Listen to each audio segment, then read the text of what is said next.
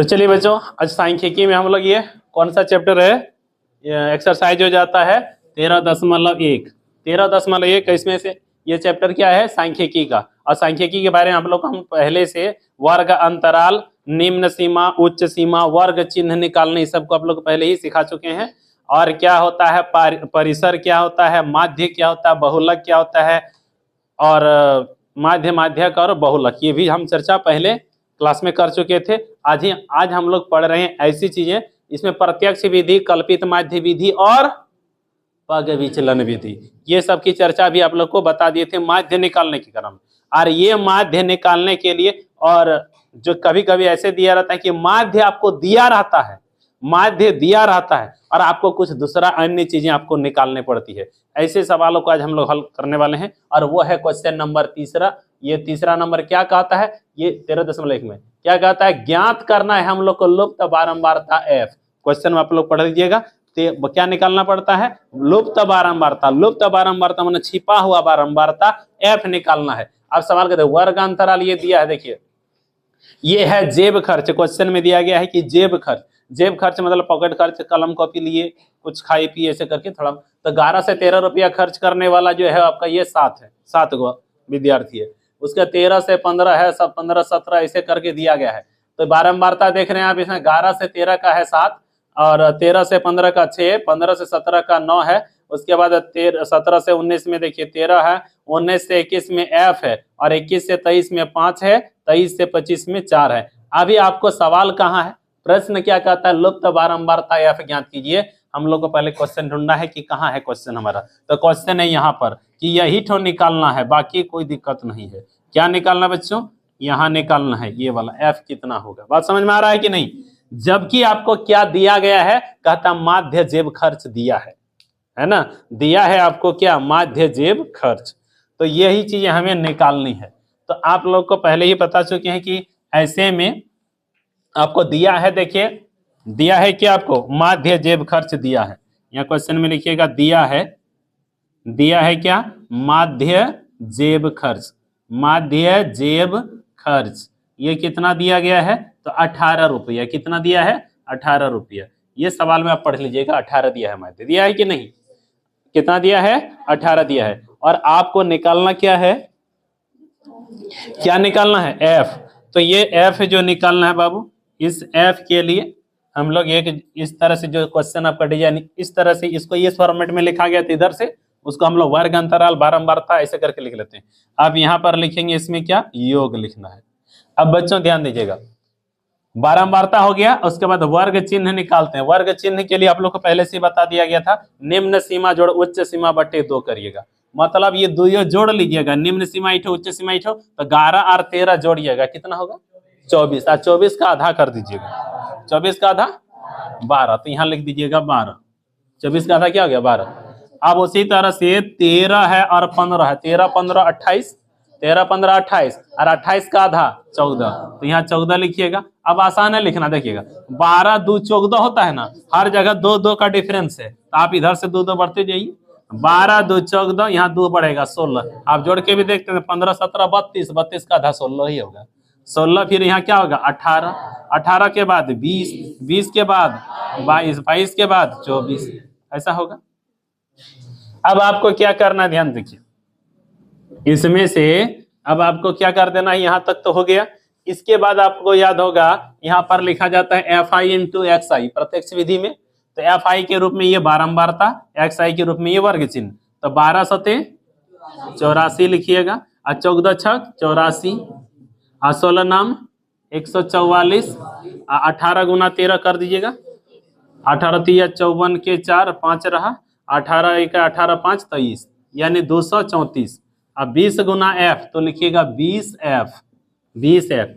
अब 22 पंचे 110, 22 पंचे 110, और 24 चौके 96, 24 चौक 96। अब बच्चों यहाँ पर करना होता है योग। योग में मतलब क्या करना है, किसको किसको जोड़ना होता है। आप इसको निकालने के लिए आप एक सूत्र याद करिए। सूत्र होता था माध्य निकालने का, सूत्र से क्या होता है, x bar is equal to, हाँ x bar is equal to होता है sigma f i into x i, अब बटे सिग्मा एफ आई, ये सूत्र होता है। अब ध्यान से देखिएगा, ये अप्रत्यक्ष विधि में यही सूत्र होता है। तो ये वाली चीजें आपको निकालना होगा, एफ आई एक्स आई का समेशन करना, समेशन मतलब जोड़ना। तो इसको जोड़िएगा, तो जोड़ते हैं, और सिग्मा एफ आई को भी जोड़ना है। तो चलिए उसको जोड़ने के बाद आपको क्या मिल रहा है जरा ध्यान दीजिएगा। 4 4 8 4 12 4 16, ध्यान दीजिएगा 4 4 8 4 12 4 16, ये 20 एफ है। याद रखिएगा, इसको साइड रखिएगा, क्योंकि अभी यहाँ पहले गुना होगा। आप लोग पहले जानते हैं ना, ऐसे 2 गुना 3 जोड़ 5, तो कैसे करते हैं, पहले गुना होता है तब जोड़ होता है। 2 3 6 6 और 5 11 होगा, ऐसे ना होगा कि 3 और 5 करिएगा 8 और 8 2 16 हो जाएगा। नहीं, ऐसा नहीं होता है। कैसा होता है, बॉड मास वाला फॉर्मूला कभी पढ़े होंगे, तो क्या होता है, पहले गुना होगा उधर में, तब जोड़ वाला होता है। तो यहाँ पहले देखिए ईठो तो किस में है, ये पहले गुना में है, तो आपके वैल्यू कुछ ना आएगा ना, ईठो छोड़ के रखिएगा। अभी इधर सबसे पहले जोड़िए, इसको छोड़ के सब जोड़िएगा। 4 4 8 4 12 4 16, 16 और 6 22, 22 के 2, 22 के 2, और हासिल क्या रह गया 2, 2 8 10, 10 8 18, 18 4 22, 22 3 25, इटो नहीं जोड़ना है, 25 और यहाँ ये 26, 26 9 26 9 35 के 5, हासिल क्या रह गया 3, 3 और 1 4, 4 2 6, 6 और 1 7, 752 संख्या इतना था, ये सब जोड़ दे 752 हुआ। लेकिन इसके साथ हम इसको अभी छोड़ दिए थे, तो इसको भी जोड़ना है, बाद में लिखेंगे 20 एफ, प्लस में क्या लिख देंगे 20 एफ, यहाँ लिखेंगे प्लस कितना 20 एफ। समझ पाए बच्चों यहाँ तक? अब किसको जोड़ना है, सिग्मा एफ आई एक्स आई जोड़ा गया, अब किसको जोड़ना होगा, एफ आई को जोड़ना होगा। चलो जोड़ो, धड़ा धड़ा, 7 6 13 9 22, 22 22 3 25 10 35, 35 और 5 40, 40 4 44, 44 के साथ एफ जोड़ना होगा, 44 प्लस एफ, ये हो गया। अब आपको क्या करना है, अब आपको जो सूत्र में दिया है, माध्य तो दिया ही, देखिए माध्य यहाँ पर दिया है कि नहीं, माध्य दिया है, और अब माध्य का सूत्र आपका ये होता है। तो माध्य यानी ये ठो हुआ, माध्य का ही सूत्र है ना। तो माध्य का मतलब हो गया आपका यहाँ जो दिया है 18, ये 18 किसका वैल्यू है, एक्स बार का वैल्यू हुआ, नहीं हुआ, माध्य को एक्स बार से ना डिनोट करते हैं, तो एक्स बार कितना दिया है 18, यानी यहाँ क्या लिख देंगे। चलो अब यहाँ से हम लोग आगे बढ़ते हैं। अब इस जगह हम लोग क्या लिख सकते हैं बच्चों, एक्स बार की जगह क्या लिख सकते हैं 18, और बताओ बराबर sigma f i into x i की जगह क्या लिख सकते हो, यहाँ 752 प्लस 20 एफ, 752 प्लस 20 एफ बटे, देखिए सिग्मा एफ आई ये चीज है 44 प्लस एफ, 44 प्लस क्या हो जाएगा एफ, 44 प्लस एफ, ये हो जाएगा। इसके नीचे आप 1 मान सकते हैं कि नहीं, इसको इधर गुना कर दीजिएगा। तो चलिए ये वाला चीज इधर से गुना करके कितना हो जाएगा, 752 प्लस 20 एफ, किधर गुना हुआ, इसका गुना इससे करके रख दे, ओके। तो ये हो गया, यहाँ गुना हो गया। अब ये 18 गुना किससे हो जाएगा, इधर से होगा। समझ पा रहे कि नहीं, क्रॉस मल्टीप्लिकेशन करते हैं। अच्छा ये 18 इधर पहले यही तो लिख लेता, बाद में इधर करता, बात बराबर है। तो चलिए अगला क्या होगा बताओ, 18 का गुना किससे हो जाएगा, 44 प्लस एफ, दोनों से होगा ना।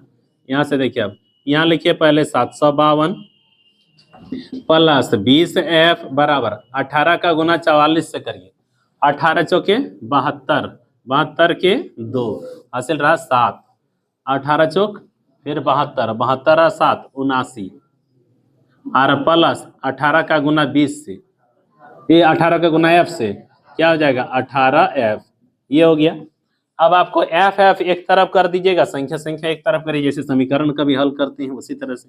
यहाँ हो गया 20 एफ, उसके बाद 18 एफ को इधर लाएंगे तो प्लस 18 एफ, इधर माइनस 18 एफ हो जाएगा। यहाँ 792 है, ये प्लस 752 को उधर भेज देंगे ना, तो क्या हो जाएगा माइनस 752। समझ पा रहे हैं कि नहीं, ये 20 एफ में 18 एफ घट गया तो 2 एफ, अब 792 में 752 घटेगा, कितना का 2 में 2 गया 0, 9 में 5 गया तो 4, साथ में साथ खत्म। तो 2f बराबर हुआ 40, तो f बराबर क्या हो जाएगा 40/2, 2 इकाई 2, 2 दूनी 4 0, यानी f बराबर क्या हो गया 20। आपको सवाल क्या मांगा था, ध्यान दीजिएगा, लुप्त बारंबारता f ज्ञात कीजिए, ये सवाल था, लुप्त बारंबारता f ज्ञात कीजिए। तो f का वैल्यू कितना निकल के आया, 20 आया। This is the answer.